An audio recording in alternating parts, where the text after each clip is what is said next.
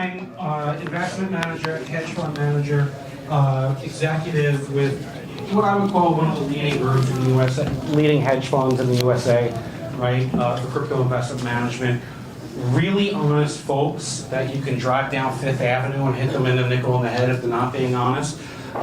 Great track record, like up and down, top class. One of the groups that's going to go purely institutional on the side, and we've got Johnny Dodds back.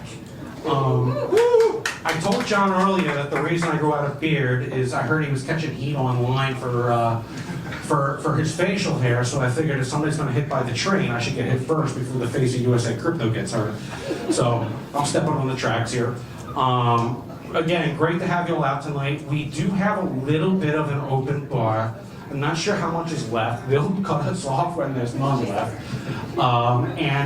Before we get going here with John and Sam, we're going to check in with Josh very quickly. Oh yeah, all right, rock and roll. And Josh, rock and roll. So Josh, like brother, you're around the world. All right. All day, every day. We're in our myopic bubble here in the USA, but that's what we care about. But tell us what's happening around the world that you've seen that's interesting, that's unique. We need to have benchmarks, right? We need to know what we need to be. Yeah, well, I mean, first of all, if everybody here is a fan of Bitcoin, then Bitcoin's going on around the world, right? So I wore my laser eyes tonight, right? So we could be supporters of Bitcoin and Satoshi, because we would never want to separate from the original vision of Satoshi, which is decentralization and peer-to-peer currency. What's going on around the world? How would I know? I mean, I'm only doing Crypto Mondays in 30 different countries, 70 different cities, and learning all this alpha from everybody. I don't know where everybody else gets their investment advice from, but I get mine just through the grapevine. By the way, to be very clear, he's offering no investment. So I get mine through the grapevine. And what did I hear? What have I heard lately? Well, somebody told me today about this crazy thing that nobody knew coming except maybe the owners of the planet, which was Octo. Anybody jump into that? He got it. He got in early. Okay, sell the coins before tomorrow, bro. Okay. So basically, it was Daniel Ives and Sam Altman coming together. I've never seen a stock fly that much intraday. It was crazy. What would you attribute is it, well, maybe you can't even do a fundamental analysis on it, but like... You didn't need anything, but literally just take a position at any point in the morning and you are set. Yeah. I love that and I hate that. I know, but it was just so delicious. For those that don't know, that stock post-CTO went up 5,000% up today from 30 to about 1 o'clock. Okay. Again, not investment advice from Crypto Monday. Right? No, but so that was a big, the big news today. But you know, we had a couple weeks ago, we had Blockchain Capital with my man David Fung here. He was on moderating Blockchain Capital, Gemini, and Drift Protocol. I gotta say, I took position in both Gemini and Drift Protocol after that scene, and I think that those have some potential. The graph is going to be coming up with something new. That's a little bit of alpha. Can you give a quick shout out? XDC? No. Sorry. to Mr. Funk. Oh, right? yeah. Just a quick shout out to David. David, can you put your hand up Yeah. in the group? So, David Fung, coordinator Crypto Mondays. David also runs another Crypto New York. Like completely awesome. And so those of you who haven't attended David's version, like David's putting out great content. David, do you have a teaser you want to share with anybody? Joe Cox is man, that's all I gotta say. Josh is awesome. Woo! But we all love all our host speakers and guests. And if anybody wants to sponsor any of the events, we have four weeks usually during the month, sometimes at the 5th Monday. So every week there's a different host at a different location, sometimes the same location.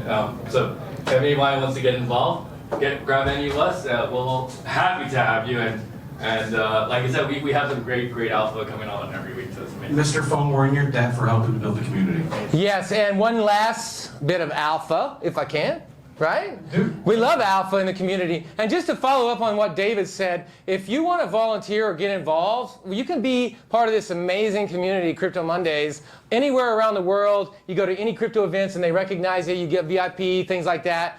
And as a matter of fact, Over 70 chapters around the world. over 70 chapters, and we want to do a shout out to as well to Kansas City, where Lou's at tonight. All right, new chapter, another new chapter, Long Island, New York's going on tonight, and then shout out to all of our friends in Boston.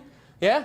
Long Island happened yesterday. Oh, Long Island was yesterday. Sorry, but it's Monday. They're kind of our They're close enough to Crypto Monday. It's Crypto Sunday-ish Monday, and we got a lot of partners and cool things going on. And this is a place where you get a lot, not just alpha. And I'm going to give you the big alpha, which actually relates to exchanges, centralized exchanges. Surprise, surprise. Be careful, because John will tell you about their event. We're looking forward to that, right? Exchange, right?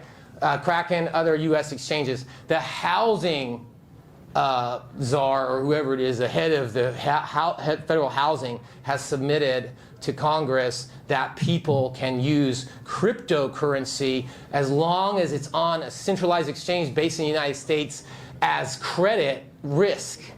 So instead of just having, so this opens the door for a lot more people to get a mortgage and buy their homes. Now, if this goes through, then bam, then we have a really good use case for also centralized exchanges and people having cryptocurrency and opening the door to more access for more people to buy their own homes. So that's the alpha, bro. Beautiful. Josh, thank you so much. Thanks for coming to New York after bouncing all around the world. It's good to come home every once in a while. And if you want to do that quiz, the Coinbase quiz, we can do that later. Well, I don't know. You got a question? Oh, yeah, okay. So, well, before that, we actually, so I've been in Crypto Mondays since 2019. Again, I started 15 Crypto Mondays around the world. I've been helping Lou for a long time. We got, first of all, if anybody's, I think Coinbase has got an office now, big office here in New York. Yeah, they have one of the nicest offices. Yeah, they got the no, they got the emoji. But if anybody, if anybody is, they're going to talk about that on stage. But if anybody here is obviously looking to have real, they've got their startup or something, then my man Ryan here. But there's a person who was here at the very first Crypto Mondays in 2018 with Lou. A man named Gaerov. Is Gaerov here? Gaerov! This is Gaerov. He was at the very first Crypto Mondays right here in New York. All the first ones. He was at all the first ones, Gaerov, and now you're back 7 years later. We want to welcome you, man. Not only that, I got a special badge for you, dude. That is I've done these. The first crypto transactions at the Vatican, with the Pope, in St. Peter's Cathedral, at UNESCO, and now next week at Harvard. This one is for a VIP. He's get unlimited drinks, free drinks at any Crypto Mondays that he goes to in the future. But you got to get the NFT first, bro. The Pope doesn't drink either, bro. Anyways, Gaerov, everybody, the oldest Crypto Mondays person. And for the final thing, I was at last week at David's Crypto Mondays. I had a joke about Brian Armstrong. I said, hey, for a brand new awesome Coinbase cup, who can tell me the color of Brian Armstrong's hair? And somebody said gold. And I thought, yeah, that's actually probably more true than bald. But we gave it to the guy, but then somebody said, oh, it's the only thing, one swag. And that was too easy of a question. So I got a little bit of a more difficult question tonight. And this is about Coinbase. And this is for a OG Coinbase developer platform coffee mug, all right? For the first person who can answer. They officially call that a tumbler. It's a tumbler, okay. Officially, this is a tumbler. Where does the word, he's got it, because he knows it's about Coinbase. He's got it right here, bro. Anybody who crosses this line can. Yeah, okay, we'll do that. He can get his own mug, right? It's tumbler. He's gonna. Right, he owes me a Yeah. Where does the word Coinbase originally appear? That's from the Bitcoin. I can't remember what it is though. Oh, that's not good enough. You got to know what it is, man. That's good though. Bitcoin white paper? It's from the Bitcoin white paper, and what does it mean? What is a Coinbase? According to Satoshi Nakamoto. It's like the first transaction where Bitcoin were issued or something. Yeah, it's the first transaction on the block, dude. There you go. It's a Coinbase. He's got it, bro. Woo! All right. Thank you very much, brother. Josh, thank you so much. Pleasure to have you. Let's all give guys a round of applause. Great job. So, we're getting into the meat of it now. I think you all know John D'Agostino has been kind enough to, really ingratiate himself with our community, to participate in the events that we hold, and he's back for a check-in. He's back for a check-in because turns out the people at Coinbase don't stop. They buy Deribit, they strike deals with PNC. They're all over the place. Quite frankly, like if we're looking for a company that's leading USA crypto, it is Coinbase. They are, yeah. Sorry, John. And like you are one of the faces for Coinbase, and we are in New York City, which is the financial capital of the world, right? That's so a good looking face. it's not bad. And so there's a lot of pressure on, right? Like you're our spokesman in a lot of ways, John, and so we're happy to have you back. And there's two reasons why John participates. Number one, he's pleasant enough to grace us with the time, and number two, I don't know, he sees some value in it. So welcome back to John. And you all have heard me talk to John before. I don't need to waste any more words. You guys heard my questions to John. So we got Sam here. Sam to take a different perspective with John, but somewhat similar because Sam also comes from a deep investment management background. As we mentioned before, MonarQ, one of the best hedge funds in crypto here in the USA. Very trusted folks, legit track record, groups that are, you know, the most institutional groups look to invest in. I'm going to let these gentlemen introduce themselves and take it away. But please welcome to the stage Sam and John.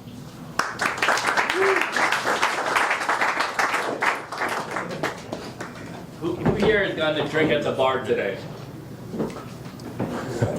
Let's all thank that man to the right there for paying. Cheers.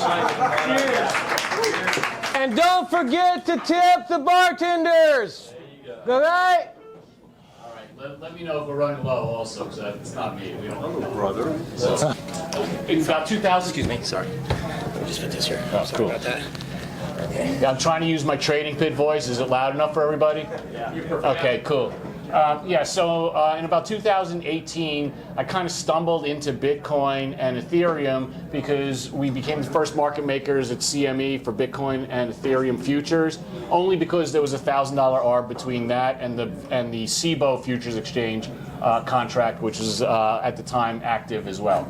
I actually bought my first Bitcoin for myself personally in summer 2020 at about 7,800. Still have those, and I'm hodling. They're never getting rid of them. They're going to my kids. Complete believer. Took the pill, the whole 9 yards. I've held a couple of really cool or influential positions in the industry. I was a CIO at FINRA for a couple of years, although that doesn't really sound cool.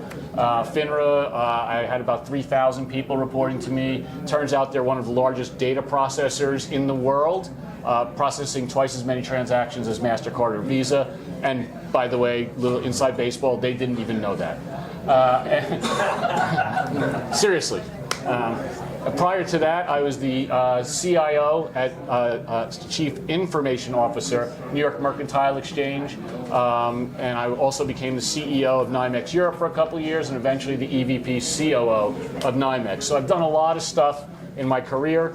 This is really a unique kind of interview, if you will. It's not going to be as much of an interview as it's going to be Johnny, as I'm allowed to call him Johnny. I use my privilege of being his first boss. Yep.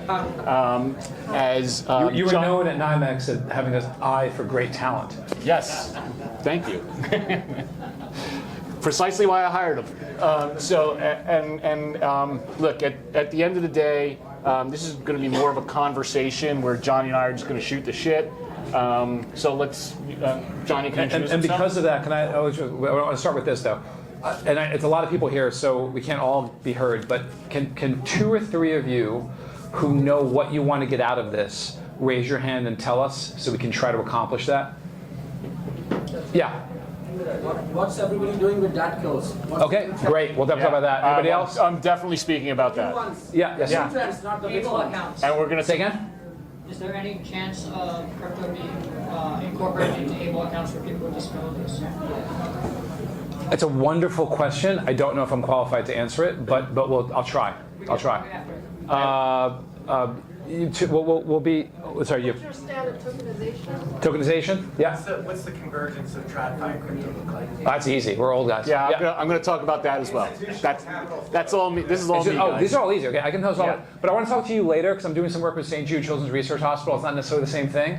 but I'm doing some work on decreasing the friction of charitable associate, and I'll make a plug for it later, but I want to talk to you about that. Okay. Okay, and to be clear, everybody can hear me okay, or should I use the mic? Use the mic. Okay. That's all you had to say. Let's just dive right in. So, as I mentioned, we go way back, and I've got some cards here, but we'll be throwing these out pretty soon. We go way back. I hired Johnny in 2003. Yep. At NYMEX, and I remember hiring you the couple of things. Number one, this incredible drive. Number two, he had, even back then, 2003, this 26-year-old kid coming out of Harvard Business School. Out of business school, he had this incredible network. I was so impressed by the people who he would bring by. And of course, number three, what he was most famous for is the hair. Looking back from those days, which were really crazy days, what's the single most important lesson that you took from there that you live with today? Sure. So not to sound obsequious, but you know this because it's the reason we're friends now. So Sam hired me. I was introduced to the NYMEX by the chairman of the NYMEX, and Yes. I won this crazy fellowship to go to business school. I didn't have any money, so the National Italian American Foundation paid for me to go to business school, and so I was thanking them. And the chairman of that foundation was the chairman of NYMEX, and he kind of had me interview. So Sam hired me. I was at the dinner. Right? You were at the dinner. And so Sam hired me, but I thought I walked on water because I came in through the chairman. I was a complete prick. And had a fun time, had a great career there. It was great, did some cool stuff, got to build this exchange in Dubai, thanks to Sam. But I was an asshole. And then life goes on and whatever. And then like 8, 9 years later, I run into Sam again. And I don't know why, I saw him at a restaurant and I was like compelled to walk over to him and say, I was a kid who knew nothing. Because when you graduate with an MBA, you know nothing. And I had this chance to work closely with a guy who had self-coded systems that then became the integral matching engine for the entire fucking, am I allowed to curse? I'm sorry. The entire fucking commodities complex. Who was a self-trader, who was a phenomenal trader, who was a senior executive managing hundreds of people. And I thought I walked on water and I didn't learn anything from him. And I apologized to him at that restaurant. And now we're incredible friends and I had the luxury of being in your life again. So the big lesson I learned was to recognize when to shut up and deeply take in the advantages of being in certain situations, like to deeply understand your strengths and weaknesses and be radically honest with yourself. Even if you want to put up a veneer of confidence, that's fine, great, do you. But to genuinely understand when you're over your ski tips and deeply appreciate the opportunity to be in a room where you can listen and learn and absorb, and then figure out a way to make that person you're absorbing from help them. Right, it's a two-way street. We'll get into this in a second later on, but that was my big lesson. Was I look back with regret at NYMEX, despite accomplishing awesome stuff and whatever. I got credit for shit that I didn't really do. Like I was part of things I got credit for, but I look back at a regret. But it's a good regret because I never made that same mistake again. To appreciate the learning you can take in. So this is very, very typical Johnny here. He underestimates and kind of says, oh, shucks, maybe I didn't do so much. But he really was integral in so many ways. Look, if you're part of the team that did what we did back then, you were part of the team and you deserve the credit. I mean, look, at the end of the day, yeah, you might have been you might have been a little bit out over your ski tips. I felt that it was kind of my job to protect. I put you in an office next to me, remember? Yeah. Yeah, I remember that. Little inside baseball. I kicked the guy out of the office next to me, split the office in half, and took one half and made it a bar, and then put Johnny in the other half. So you taught me how to order a steak. True Remember story. That? True you story. taught me how to order a steak. What's the right way to order steak? You sit down and you say, I want the porterhouse, and when the waiter says, how do you want it, you say the right way. There you go. And every steakhouse waiter will give you a little look if you know that code, and that means medium rare. Yeah. Right? You know that, right? Yeah. So yeah, it's awesome. Yeah. Yeah. So that and crypto, but and you got and to Sam's credit, because we're gonna have a mutual love fest here. To Sam's credit, where this incredible options trader who decided at a certain point in his career, I'm going to start learning about crypto, and reached out with humility, I guess is the word, to say, can you help me build relationships? And he didn't need me to learn about the asset class. He figured that out almost immediately. But to build and grow that network of relationships, to kind of transition from a TradFi career into a crypto career, and we'll talk about the integration of TradFi and crypto. I will say that, I'll bury the lead.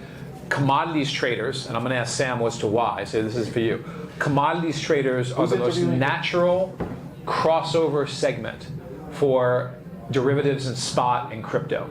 I see it all the time, both on the sell side, broker-dealers, brokers, and also on the buy side. So I'm going to shift it to Sam and say, why is that? I have a thesis, but why do you think commodity traders have gravitated towards crypto so aggressively? Oh, there's a couple of reasons. First, natural leverage inherent in commodities, inherent in options, translate very well to crypto, translate very well to perps, number one. Number two, as importantly, specifically trading VIX, trading crude oil, you're trading actual hyper volatile classes of assets, right? So it's very, very different coming from an equities background where you can calculate the average true range and your statistics will, everything kind of comes out okay. And after a while, you can look at, you can just look at a range of stats, a range of different trades, and kind of pattern match that. In crude oil, in VIX specifically, yes, there are patterns, but these are hyper volatile asset classes where if I can't tell you how many people told me in VIX, for example, that, oh, you've got to sell options because the VXX decays. VXX is an ETF. The VXX decays and the front month spread, all you have to do is sell options. Look at the VXX over time, it's gone to zero.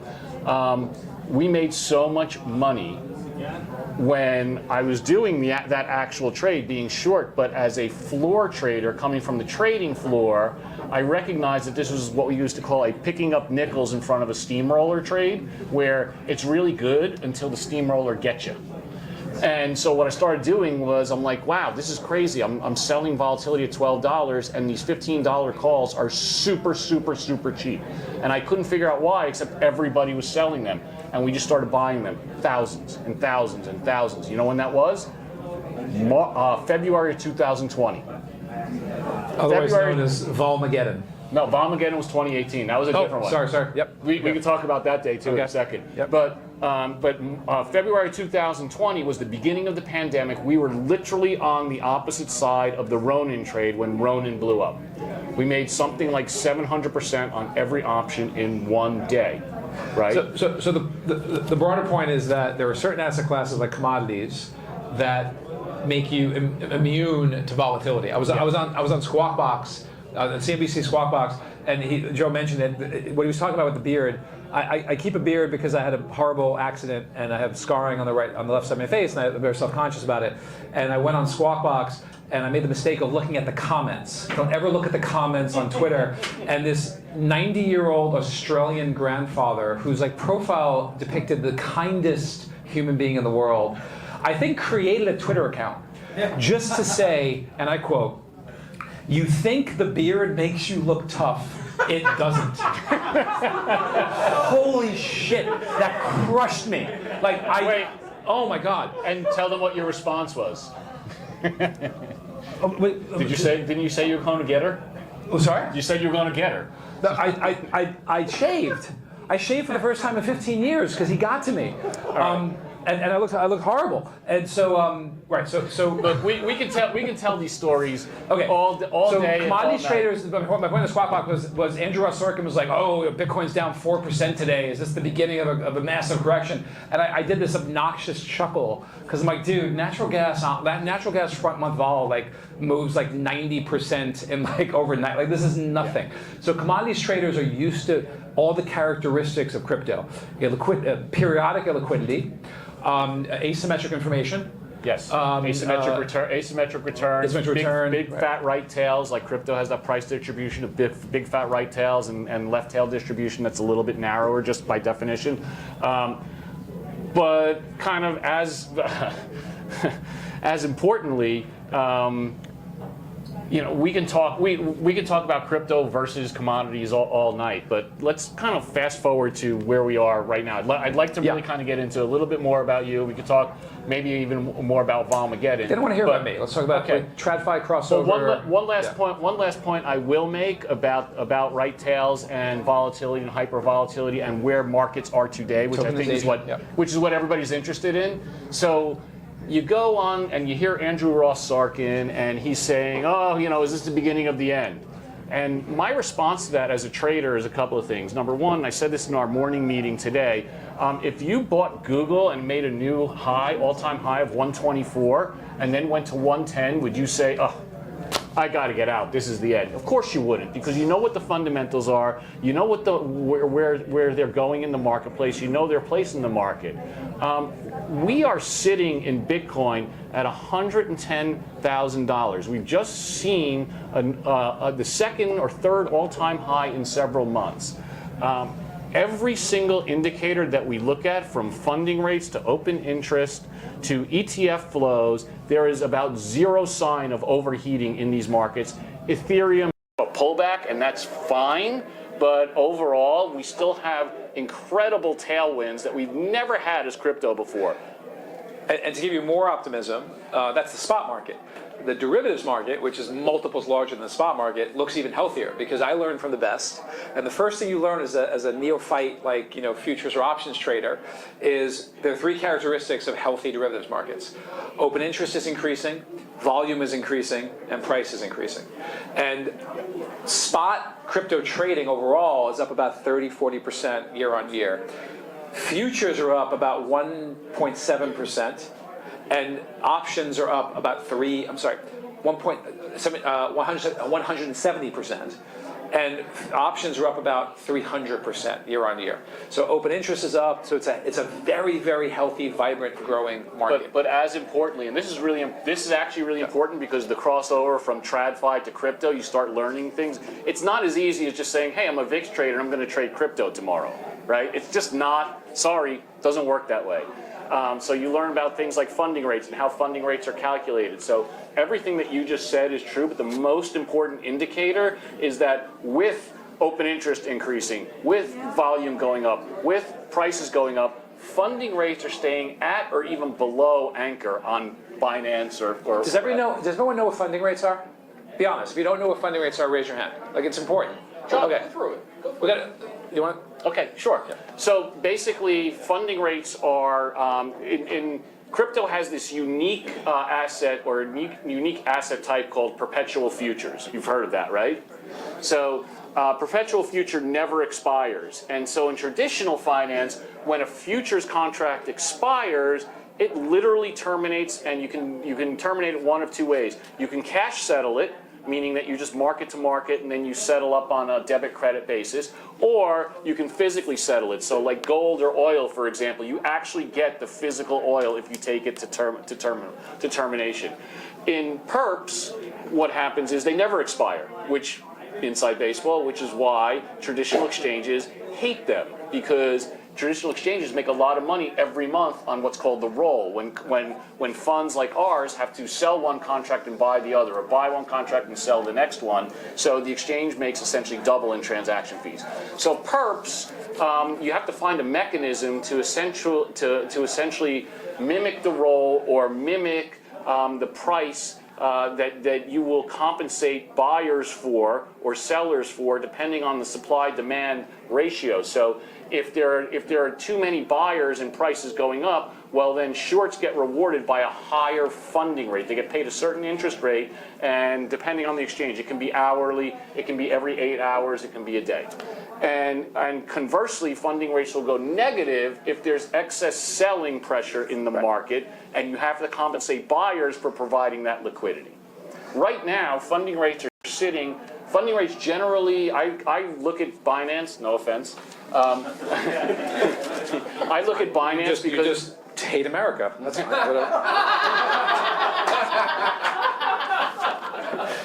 Touche. Although, a whole nother story.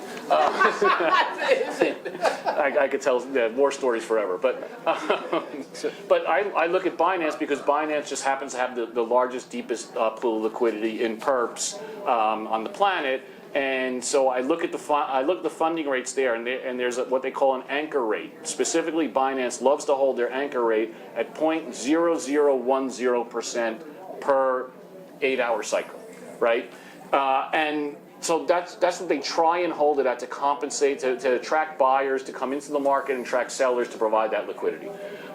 If it dips below that, that kind of means that there's more sellers in the marketplace. And lately, we've been seeing it like 0.09, 0.08, and I'm talking about Bitcoin, 0.09, 0.08, 0.07, something like that. And when it goes lower, I really have a great time because I'm like, now I'm a real buyer here because now I know the shorts are really pretty stable. But right now stays pretty stable. Okay. There's no sign of overheating. So think of the funding rate as a mechanism to balance an imbalanced market. Right? Is that fair? Well, yeah, it's a mechanism to compensate sellers or buyers. Or buyers, right. So if the funding rate's moving around like crazy, your market's out of whack. Like there's an asynchronicity between buyers and sellers. It's an incentive. Exactly. So a stable funding rate implies a stable market. A stable market. Is that fair? Right. Okay. So last November, around the election, we saw funding rates in Bitcoin on Binance and even across the board go 3 times higher than Anchor, sometimes 4 times higher on Ethereum, right? That to us, I was at Block Tower, was a very, very clear sign of market being overheated, and we acted accordingly. Okay, so that's where we are. So now let's go to the first question. Where TradFi goes. So TradFi banks, they see this. They see this healthy, growing, vibrant market. They see the insatiable appetite of retail. The BlackRock ETF was without question the most successful ETF in the history of ETFs. It is the most profitable ETF that BlackRock has. So they're seeing this, and they're just salivating over this, right? Every crypto DAT is oversubscribed. The bullish IPO, like on and on, right? So retail can't get enough of crypto. And so every single TradFi firm in asset management, banking, insurance, whatever it is now thinking, just like they were thinking 6 months ago, what's my AI strategy? They're now all thinking, what is my blockchain crypto strategy? So you're going to see a deluge of shitty product coming online because that's how they do things, right? And then the market will clear with what the good product is. All right, so I guess we're going to talk about DATs now. DATs are digital asset treasury vehicles. Thank you. You're welcome. DATs are digital asset treasury vehicles. They are, who doesn't know what DATs are? Okay. So DATs are digital asset treasury vehicles, and they are essentially, think about it as an actively managed fund of a crypto asset, for lack of a better word. As a public equity. As a public equity. It's an actively managed closed-end fund, right? And so this has been all the rage, and a lot of people are kind of caught up in the froth. And what do I mean by the froth? I was at the TIE event out east a couple of months ago. You would have thought that I went online and said Teslas suck, right? I got almost tarred and feathered by saying the following line. I don't think the current level of MNAV at 2.0 or 3.0 is sustainable. And to a person at this conference, I agree. To a person at this conference, is the multiple. They disagreed. So MNAV is the multiple. They disagreed. Wait, hold on. If you own a Bitcoin worth $110,000 and your market cap, if that's all you own, your market cap is 220, you have an MNAV of 2. Like that's the multiple of what you hold as an underlying. So the theory was this initially. So you would issue a digital asset treasury vehicle. I'm going to issue XYZ, and it's going to accumulate a treasury of Bitcoin, right? And the theory behind that was, this is actually the core theory, which I think is pretty good and pretty compelling, is that we're broadening access to crypto, to the asset class, to people who want exposure, who ordinarily wouldn't be able to get it, don't want the complexity of crypto rails or crypto accounts. Again, no offense. And just want to go onto their Schwab account and buy, some sort of managed Bitcoin or some sort of or Solana or Ethereum or what have you. And so the theory behind it is kind of sound, right? And it's really, really exciting if you think about it, from crypto coming like this whole full circle from being, a backroom sort of product to now, wow, this is available to the mass market, to the dentist in Oklahoma who wants to buy some Bitcoin and he doesn't have to open up an account, etc. This is great. Well, of course, in typical, go ahead. in typical Wall Street fashion, they start ginning up demand on CNBC, and retail starts piling in, and then all of a sudden you see MNAVs, which you look at these vehicles and you say, okay, how much Bitcoin does it have? It has 100 Bitcoin, and each Bitcoin's worth $100,000, so this should be the NAV per share. Well, when you get the Bitcoin per share being worth 200,000, you have a 2.0 NAV. And so retail doesn't really care about that, because retail doesn't do research. They just buy or sell, and they're really, price agnostic. Right, and so the question a lot of people have is, if this starts to correct, if the MNAV multiple starts to shrink, the stock prices start to collapse, will this cause a cascading, catastrophic effect where we have to sell, where the crypto treasury firms will start having to sell crypto, and then there's a spillover catastrophic effect? And it's fair, and there are some that are so big that if they were to collapse, I'm not going to name names, we all know who they are, that would be problematic, for at least in the short term. Although two things I would say we should be optimistic about. One is, we've seen recently, like as recently as last week, 10 days, we've seen massive whales coming in. I can only speak to the top 5 tokens. We've seen massive selling. Now, in fairness, this wasn't forced selling. This was intentional selling, and the market just absorbed it without a blip. It was fine. That's one positive thing. So there's a lot more liquidity than people think at the margin. The second thing that makes me optimistic is a lot of the new crypto treasury firms are not raising everything on converts. They're raising like a 60-40, 70-30 equity to convert ratio, and the converts are what kill you. So if it's all equity and the market cap of the company starts to shrink, well, that sucks if you're the management company of that company. But that doesn't mean you have to fire sale shit. You can have an organized private sale transaction. So I'm less concerned about some massive unwinding. It's not going to be great if all these crypto treasury firms trade below NAV. It's not going to be great for the reputation of crypto, because a lot of retail investors will be harmed, and that is important. We have to consider that. I was unrelated but related. Anyone know Rumble? I work at a Rumble. It's like a boxing jazzercise class. Anyway, it's a lot of young women. This is valuable. My daughter goes. No, the marketing is important for crypto. Crypto's a bad reputation. Let's all be very clear about this. Crypto on Main Street is not looked at well. It isn't. And we're hardly recovered. And some of it's our fault. So I went to Rumble, and I went to the chief marketing officer of Coinbase. I was like, we got to do something about this shit. So the young woman who was teaching the class said, and I quote, because it's mostly women in the class, "Ladies, hit that bag like it's that asshole at the bar who won't shut the fuck up about Bitcoin." And I was like, God damn it. And I went up to her afterwards, and I was like, Jill, I'm like, what's going on? She's like, dude, ask any woman under 30 in New York. You guys are the worst.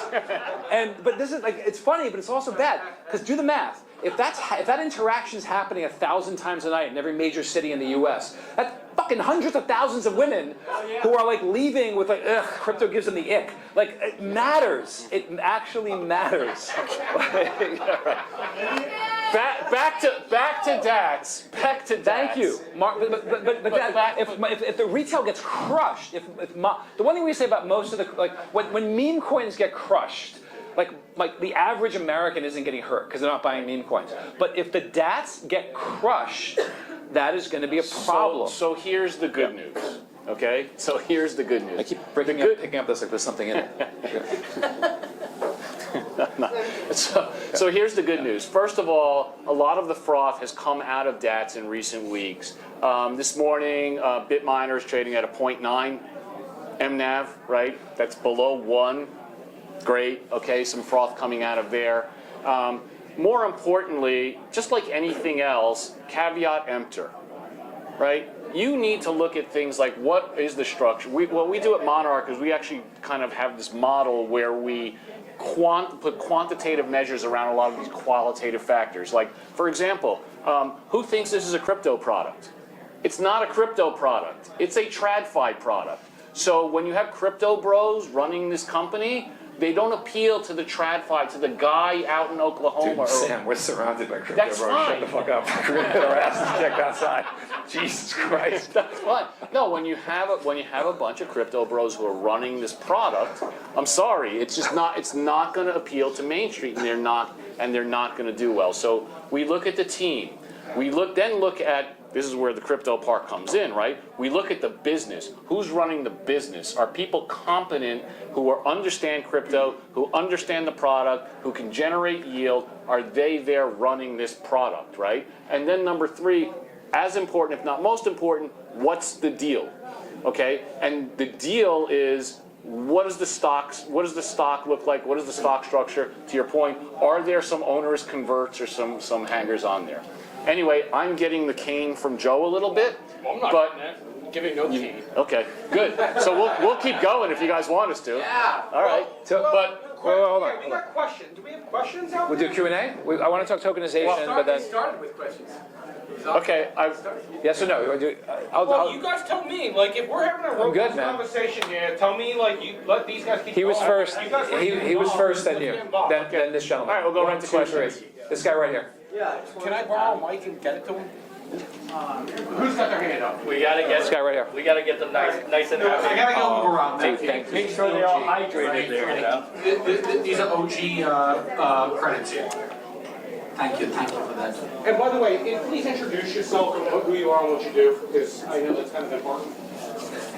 Guys, Gaurav, started from Seattle mining and then in New York till 19, investing like most of you. 4 years in Dubai, and now back with Trump to ride the crypto wave. Now I'm making a DATCO, an altcoin DATCO. So my question, as you would assume, Come speak to us. of course, thank you. Yeah. The question is, you mentioned Bitcoin and you mentioned the 0.8 MNAV, but don't you think the stock performance 0.9 MNAV? Don't you think one of the important metrics is the fact that Tom Lee took it from 20 million in raise to 8 billion in Bitcoin and Ethereum's in no time? Like, that's a freaking incredible model. Tom Lee wrote the book on this. So if you're running a DAT, or if anybody out there is running a DAT, take that playbook and run with it. And what did he do? Number one of the biggest TradFi megaphones out there. He's getting on CNBC. He's shilling interest, right? Number 2, he's got a great management team behind him. But importantly, this is the really important part. Number 3 is he structured this deal in such a way where it allowed the company to get out of the gate and become what it was meant to be. So what do I mean by that? What I mean is that he had lockups. I mean, we were in on the initial deal. He had lockups where you had 2 different lockups, a 30-day lockup and a 60-day lockup. Okay? And so what did that do? That allowed the company, nobody is rushing towards the exits, nobody is rushing to sell, and also at the same time, if you notice, they did not file their ATM or their shelf registration until the stock hit like $160 from $4.50. But my simple question is, like, shouldn't, to his point, shouldn't we be looking at these incredibly performing stocks and not just as a ratio of MNAV? Absolutely. Right? So we should be, like, there is a performance index, and MNAV versus, like, MNAV versus capitalization, it shouldn't be like the ultimate index. For the best ones. For the best ones. But you need a mechanism, right? The DCF's not perfect. Black-Scholes isn't. I learned Black-Scholes from Bob Merton, who created Black-Scholes, got a Nobel Prize for it, and he would freely admit that Black-Scholes is an imperfect calculation, but it's all we got, right? So we need something. So you're right. For the 5% of DATs, maybe depending on the ratio release, 3% of DATs that do well and survive and have become efficient retail mechanisms for investing in these asset classes, MNAV will not be useful. But right now, if you're screening the hundreds that are launching, it's fair. So why does that deserve that MNAV? Tom Lee. That's fair, right? Why does Tesla deserve its multiple? Elon Musk, right? That's why he's getting $1 trillion pay package right now. But to finish the point, at the end of the day, do you like the asset? Is this, and again, it is a TradFi product. So if you're a TradFi investor, if you're not looking for an ARB, Do you like the product? Do you want to invest in Ethereum, and do you not want the complexity of crypto and crypto rails? Then if so, buy the best one out there. Yeah, but I also like the asset manager on the top who's able to give the returns like That's what I'm saying. Buy the best one out there with the best team. Well, and I think what these guys are echoing, which is a theme that's across the space as we go to the next question, which is quality matters, right? Like, quality matters, whether you're buying alpha, whether you're buying beta, whether you're delta, whether you're putting PE equity out there, right? Like, this is the space we're going in. Bullshit like talks, right? Like, quality works over time, continues to generate money in like a super robust way, which is why look at the teams, look at the product. These guys aren't going to simply offer investment advice and their edge on how they're doing that, right? But it's all about quality at the top. Thank you. Hey there. So I'm more of a back office guy, and I guess just continuing on with that question, what do you see the additional advantage that the DAT's providing that, I don't know, an ETF, which is more of a passive structure, doesn't provide? It depends on what you want to invest in, right? There's specific use case for an ETF. ETF is passive management. If you want passive management, if you want an index, if you want index performance, you'll buy an ETF. Just like you would buy in traditional finance, you'll buy a SPDR, or you'll buy some sector ETF, right? If you want something that's more actively managed, that's offering a lot, most DATs are offering some sort of yield product to offset expenses, but also to increase the value of their AUM. And if you believe in the team, to Gaurav's point, if you believe in the team, that's a great investment, like you would invest in a closed-end fund. But that's like a VC-like investment as opposed to a quantitative investment, right? And like, there's like a little bit of a line there. I don't think it's as much VC as it's almost like a quasi-hedge fund investment. Yeah, fair. I mean, any hedge fund, right, to make sure the thing's legit. Look, for my mom, the answer is probably nothing. It's fair. I mean, but for if your investment policy is I invest in large cap U.S. equities and munis, then ETFs will work absolutely fine for crypto exposure. But DATs can do things that ETFs can't. I mean, there's tax optimization strategies, there's yield strategies, there's, we think of volatility. So if I could leave all of it, no investment advice, but the one thing I learned from Sam and other people at NYMEX is volatility does not equal risk. Say it 100 times. Volatility is not risk. And volatility can be advantageous, particularly if it's upside vol, like Shortino versus Sharp. So there's lots of things DATs can do that ETFs can't. But it'll depend on the sophistication and the needs of that investor. So, I hate to do this, you guys, but I'm cleaning with a quant gun right now. So, our chief quant in charge, George. Barely past calculus. So. I was told there'd be no math. Barely past calculus, so that's all right. This question is for John. As a former investor of Deribit, currently in a lockup. Yep. That you wanted to end. Yeah. What can you share with us in your roadmap of what you want to do with Deribit and the options trading space in the United States for Coinbase? Sure. Okay. So I got to be. This is an investment advice. It's also not get my ass fired or put in jail advice, because I got to be super careful about this. I got to figure out what I'm allowed. The good news is I did a TV spot this morning. I got the prep sheet on what I'm allowed to say. George is known for asking easy questions. Yeah, no. So look, I can tell you this. I will now have to be in Dubai 8 weeks a year, because I'll be joining the board of that organization, and so we're taking it very, very seriously, this acquisition. As I mentioned before, it's not just random. I know that options and futures have increased 1.7 to 3.5 times. That's talking points I'm getting because we're very, very excited about the growth of that market. It's very public that this new administration is being very open to the notion of U.S. retail investors accessing these vehicles through broker-dealers, of which we own one internally. So I can't put a time frame on that, but I think we would not have made. I'll ask you this: do you think that any company would make a $3.2 billion acquisition if we were limited only to ex-U.S. derivatives participants? So I think we are working very, very closely with a shockingly cooperative SEC and CFTC. By the way, in my opinion, the most amazing news that's come out in the last 30 years has been the tweet that went out 2 days ago by Paul Atkins with Carolyn Pham the acting director of the CFTC, saying, hey, we're going to cooperate. Here's what was lost in that. It was really cool. So, and I asked ChatGPT to make sure, in their tweet, they say we're going to focus on these things. One of the things they say is innovation in financial markets. I asked Perplexity, ChatGPT, and Claude, when was the last time the SEC and CFTC issued a joint statement and used the word innovation? Never. There's never been in the history of public records. They've done lots of enforcement actions and that shit like that. Sam ran the foreign PPF process. They've done that stuff, but they've never talked about together we're going to foster innovation. So that's all wonderful. So I think there's a very, very high probability that U.S. retail investors will be able to access those markets in the coming months and years. And that's our plan. John, we do have a mutual friend here, Jenna Garver, who at Troutman. Jenna, I don't know if you're still here, but I know that you put out a statement on the CFTC SEC joint statement last week, and mentioned the uniqueness of that. So if you are here, please feel free to comment. She's not here. Okay, well, in the absence, as I mentioned before, I did work at FINRA for 2 years. I was in the C-suite, and I worked too. And what I can say is, yeah, I mean, the level of cooperation that we're seeing right now between SEC, CFTC is unprecedented.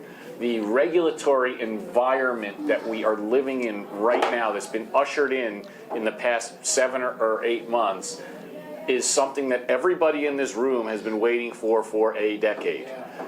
So it should not be underestimated what what a quantum shift that is in the world of crypto. And we were talking earlier about how we're thinking New York, yeah, New York has become the beating heart of crypto. Sorry, it just has. Look, and by the way, the whole reason Sam's here and then I'm here and then we've taken a beating to be here is for this moment.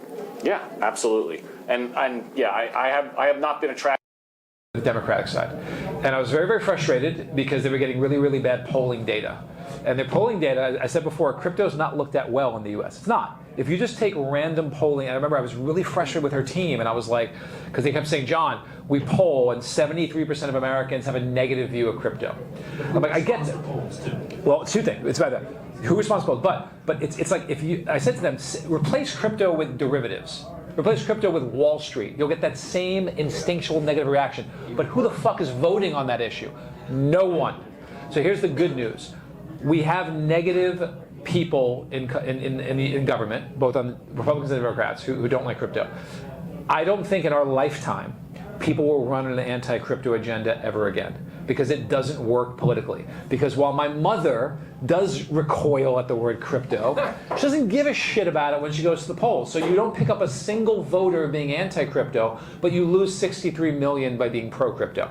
So that's the good news, is if Democrats take control, there'll be more vocal voices who are anti-crypto, but we're not going to have that anti-crypto army bullshit because they got walloped trying that stuff. So that's good news. The last person who made the wallop is Elizabeth Warren. That's it. Yeah. So let me just add. Well, I think we're getting the hook. One more. Let's go. Yeah, no. I'll just add to what John was saying, and I can actually say this because I've earned it with the gray hair or what's left of it, right?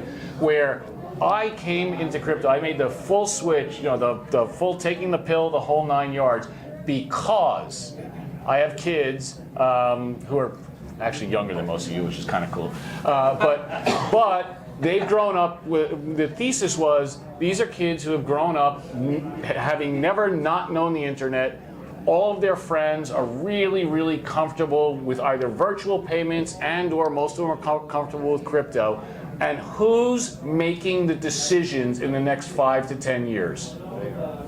It's all you guys, and it's all of them. Mr. Fong, I believe that you had a question next. I do. How you guys doing? David Fong, Crypto Mondays New York. So 20 years ago, I actually worked in the building of the Mercantile Exchange before and after getting blown out of 9/11 as a prop trader. So we had one of those prop trading desks, companies out in your building that you're renting out to NYMEX. So it's good to see you here, Sam. And so the question is this: we talked about MNAV and NAV. Last week we had the guys from Gemini Blockchain Capital. They talked about MNAV going from 2x right to 1x, and that's what seems like what they were saying consensus.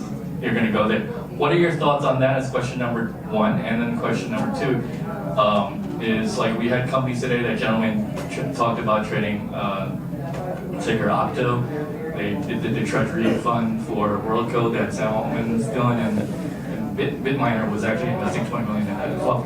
How would you? So when I saw that news, I was piling in the morning, right? So because I was thinking 250 million investment as a vehicle, and then 20 million from back, total 270 million.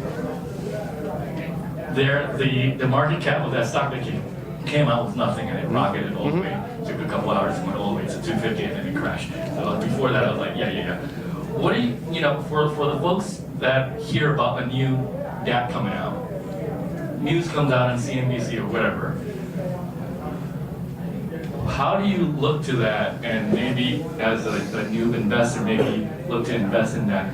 If it's under 1x, is it a good time to pile in day one? If it's over, take it easy. I don't know, not investment advice. I'm just trying to get some thoughts about WorldCoin, but you take I know you guys are out there.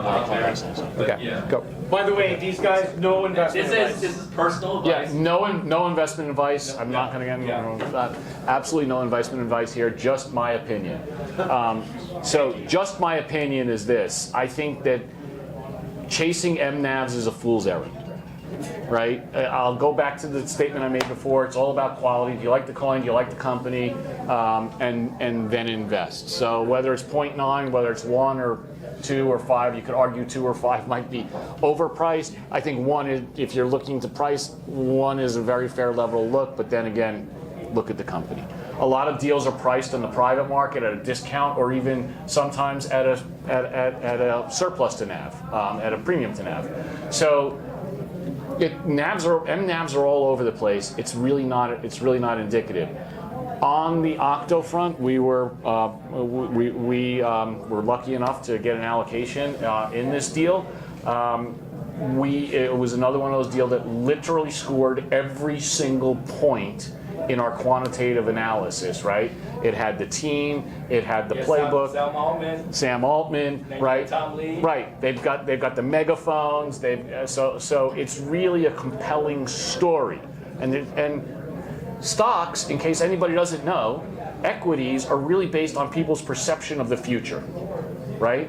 And so when you communicate a really good, solid idea with a really good, solid team and product and structure, yeah, I mean, the sky's the limit. Now, do I think it stays up here? Again, not investment advice. I don't know. Tough to say, but at the same time, it's, they ticked every box for us, so we're really happy to be in. So, quick comment. I mean, there's traditional ways to approach investment philosophy. I learned it at HBS. But every once in a while, you have to acknowledge that there are idiosyncrasies you have to just admit. And Sam Altman is one of those idiosyncrasies. I remember I was a young guy working at a hedge fund. I wanted to short Tesla. And I had a beautiful PowerPoint presentation about why it was smart to short Tesla. And my boss was this legendary trader, Takis Sparagas, Alkeon Capital. You know Takis? Yeah, I remember Takis. Was like, listens to my whole pitch, and he was like, he's Greek. He was like, that is fantastic. He goes, but you're fucking crazy if you're going to short Elon Musk. And so I think Sam Altman's that idiosyncratic individual. So the pitch I've heard for WorldCoin DATs is you get access to Sam Altman. And normally I would laugh at that pitch, but there are exceptions. So I would just say, price it right or get the right exposure and portfolio relative to your net worth. Before we end, though, I want to make sure I don't miss it up here. Crypto has to be more inclusive, and everybody here's like a crypto OG. Brittany over there, raise your hand. Raise your hand. Put it up. So Brittany had the courage to say, I know nothing about crypto, and I want to learn tonight. And I think this conversation has been a little bit wonky. So I want to encourage people when this is over to swarm Brittany and teach her about crypto. Professionals too, because if you've ever operated in the investment management space, in the hedge fund space, part of the reason why you do it is because you're not the smartest person in the room. Because you're dealing with people in the room with you who are smarter, who have different perspectives, who level out your perspective.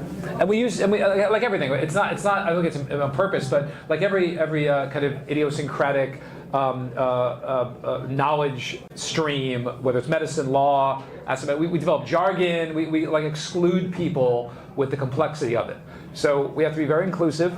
We have to be, don't give people a good on-ramp. Just because they didn't believe in Bitcoin before, don't be an asshole about it. Don't ever say have fun being poor. Don't ever fucking say that. It drives me crazy. It's so obnoxious. There's a lot of experts in this room about a lot of things. We know the things that we know very well, but if you need an expert about an exchange, there's an exchange expert in here. You need an expert about data, there's a data expert in here. You need an expert about custody, there's a custody expert in here, right? So there's everybody that you could hope to talk to, and the smart people will tell you, we're not experts at everything, and we'll point in the direction of the person who knows a little bit better. Right. I'll just close with the smartest people will tell you that they don't know. The smartest people will tell you that I don't know the answer to the question. Maybe you do. I know we said we we're going to close off, but I did promise my friend here that we had one more question, so we're going to squeeze one more in. I'm sure you guys won't mind. Well, thank you so much. Hello, everyone. My name is Anna, and I'm a crypto influencer in both Chinese and English. And also, I've been in crypto for several years, from crypto VC to chains and to exchange. So I have actually 3 questions for you. I'll be very short. I'll be very short. In 27 parts. You know. They're copying the MicroStrategy of like treasury stock. For example, like Tron got listed, and there will be more companies like that. So first question is about how you guys will like do the evaluation for the stock price or the value of the company in the long run. Second question is, as you guys are doing like strategic investment as well as like asset management, my question is about like what's your like investment like theory or philosophy in like at the current like status, and also can you share with us of your maybe your portfolio or some thoughts about that? And No. the third one is, No, again. The answer to that one's no. Yeah, big time no. Yeah. Okay, I'm just personally interested. Yeah. The third one is about so what's the difference between you guys running a crypto like native investment or asset management? That one, yeah, that's good. Versus like traditional finance one. So with all due respect, I think the first one we answered. We talked extensively about MNAVs, so we're not going to repeat ourselves. Second one, absolutely not. I can't. Tell me your medical history, I'll tell you my portfolio. Third one is great, because you got 2 old school guys who've done crypto, TradFi their whole life. So let's start with that. Sam, what's the biggest difference between managing a crazy commodity options fund and managing crypto volatility? Yeah, so I had to learn this, actually. So I actually come from a quant background. And I was high frequency, low latency, where we were just trading in and out. And there were days where I literally couldn't tell you which way the market went, right? I couldn't tell you if the market was up or down because we were just so focused on that market microstructure. I had to take about a year to figure out crypto. Not just, okay, I'm going to go in and do crypto market neutral, or I'm going to go in and do crypto algorithmic. How do I invest? What are the fundamentals? What about crypto is different than TradFi? And so I mentioned before funding rates, right? That's a really fundamental difference there. The great thing about crypto is every bit of data is free and online, right? So in TradFi, I cannot even tell you how much money you have to spend for the high quality data. I mean, you're talking tens of thousands of dollars a month just for a single exchange. So all of this is all out there. The problem is there's so much of it, A. B, what's good, what is not good, what can I use, what should I not be using, so which indicators should I be using? How do I judge a DeFi protocol in terms of revenue, in terms of fees, in terms of fully diluted value? How can I calculate some sort of equivalent in my mind for fair value, right? And that's super different than running a VIX fund, where literally all I care about is, okay, where's the S&P relative to VIX, and what are the flows looking like, et cetera, in every millisecond or nanosecond. So my biggest lesson, I'm not a trader. I've been a risk manager, but I'm not a trader. I'm not going to pretend to be a trader. I'm going to tell you a quick story about inertia and why we're hitting a tipping point now where I think, so a year ago I would have told you that blockchain will not be the essential infrastructure technology for most financial transactions in my lifetime. Not because it shouldn't be, just because this shit takes forever to change over. For some good reasons. There are some good reasons, by the way. Like if you're on a plane and the pilot comes out and says, hey guys, I got a great news. The smartest scientists have invented a brand new engine that works completely differently from every other engine, and we're using it today for the first time. You might be like, I love science, but let's fuck that shit. Let's wait until, so these are critically important systems. And the notion that we just switch them all over because blockchain is more efficient is a bit naive. So a year and a half ago, 2 years ago, I'm like, you know what, my kids will clearly be trading on blockchain-based infrastructure, but it's just gonna take a generation. Things have changed. Everything we've spoken about, the regulatory environment. Crazy enough, we have meme coins to thank for some of this. I know we don't like them, but they proved this shit works overnight all the time with zero latency and zero failure. And that's it. Fartcoin and Trumpcoin tested Solana. Like it's very, very, so now all the exchanges understand this shit works. It absolutely works. So we're gonna see in our lifetime, and by lifetime I mean like literally in the next like 18 months to 3 years, critical asset management infrastructure leveraging blockchain technology.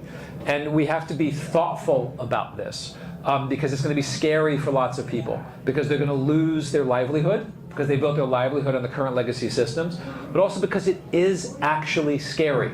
Like when my first job at NYMEX was for Sam was to test some trading software he hired some wacky programmer to build to take trading on the NYMEX floor from pick cards, little physical cards. But this isn't like 1962. This was like 2003. They were still using physical cards to write shit down. I actually got a patent for this, by the way. So Sam hired this programmer who wouldn't wear shoes. He was gross, but he was really, really good at coding C#. And we had like we built this handheld trading app on the compact iPad. Yep. Which was a big fucking, like, imagine an iPhone that weighs 9 pounds. Yeah, it's like right. It's and like it had an iPhone that looks like a here's a crazy story. So it had a hole in the top because it was so heavy you had to put a lanyard through. And Sam sent me down the trading floor. I remember this. He was like, Johnny, I remember we wanted to test whether we should use tap or optical recognition of characters. And I went down the trading floor and sat in the natural gas pit and tried to like trade as fast as the traders. And Sam was like, don't let them see you, they'll be nervous. And I went down and I had this big fucking thing. And one of the traders walked over to me and he goes, well, what's that? And he pointed to the hole, physical hole. I'm like, oh, it's a hole for a lanyard. He goes, no, that's a camera. You're gonna videotape me. And I'm like, dude, whatever. I turned around. He punched me in the back of the head. Way more expletives in that conversation. He punched me because he was so scared of what that technology represented. So there's reasonable reasons to fear this shift, and then there's unreasonable. So we have to be, again, as a community, we have to be kind of generous that this is scary. They're losing their livelihood around this. But it's happening. It's happening way faster than I really thought it would because of the regulatory changes and, crazy enough, because of meme coins proving that this shit works overnight on the weekends flawlessly. Yeah, look, if there's one thing that everybody in this room can relate to that also relates to the experiences that we've had is that when you're a change agent, you're generally not well received by the status quo. And as a matter of fact, we had the status quo back in the day who would do things like, oh, whoa, hang on, I'm going to give you 10 reasons why it's not going to work. This is a systemically important system. We have risk. They use the words risk, systemic risk. We have risk about, we have risk in execution. We have risk in technology. This can never work. You know what the best argument is? And it was a great argument. The trader said this to me once. Hey, Johnny, you know why the design of the spoon hasn't changed since the day of the caveman? It fucking works. That's a good argument. Yeah. That's not a bad argument. Like, you have to think about that. That's the argument that they would use. Think That's about literally it. the argument they would Two use. of our change agents right now, right? Like, we've come a long way where you guys are two of our change agents, right? Like, it's way different having, You guys speak about change and why it's necessary and why it makes sense, as opposed to 4 or 5 years ago, 6 years ago, right, where it was a much different atmosphere. So, you know, change begets change. It's like this weird flywheel that feeds itself. I think we're done, Yeah, right? that's cool. We're done. We're done. Thanks, everybody. By the way, I want to say thanks again to our 2 guests. These guys are superstars. They're welcome back anytime. Fine, and you now to get them. But dear God, have a little patience with them. Thank you.